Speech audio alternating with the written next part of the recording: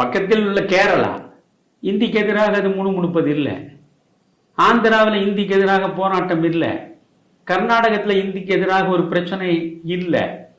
முழுக்க முழுக்க தென்னிந்தியாவில் இந்த போராட்டத்தை எப்பொழுதுமே நடத்த வேண்டும் என்று நினைக்கிற, பேசுகிற, தூண்டுகிற ஒரு அமைப்பாக தொடர்ந்து இருப்பதுதான் திராவிட முன்னேற்ற கழகம்.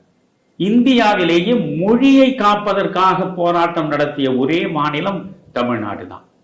மொழிக்காக தீக்குளித்து உயிர் துறந்தவர்கள் எல்லாம் தமிழ்நாட்டில் தான். இன்றைக்கு யார் யார் தீக்குளித்தார்கள்? சிறைக்கு போன போது தாளமுத்து, நடராஜன் சிறையில் இறந்தார்களே, சின்னசாமி தீக்குளித்தாரே அப்படின்னு புதுசா எல்லாவற்றையும் படித்து விட்டு உதயநிதி பேசுறார். இதையெல்லாம் பேசுறாரு, படித்து விட்டு பேசுறார். அதுவே எனக்கு மகிழ்ச்சி தான். ஆனா நான் கேட்கிறேன், அந்த தாளமுத்து நடராஜன் பேர்ல இங்க நீங்க இந்த எழும்பூர்ல பாத்தீங்கன்னா ஒரு கட்டடம் இருக்கும். அதுக்கு மேல அந்த தாளமுத்து நடராஜனுடைய குடும்பத்துக்கு வேற ஏதாவது செய்திருக்கிறீங்களா?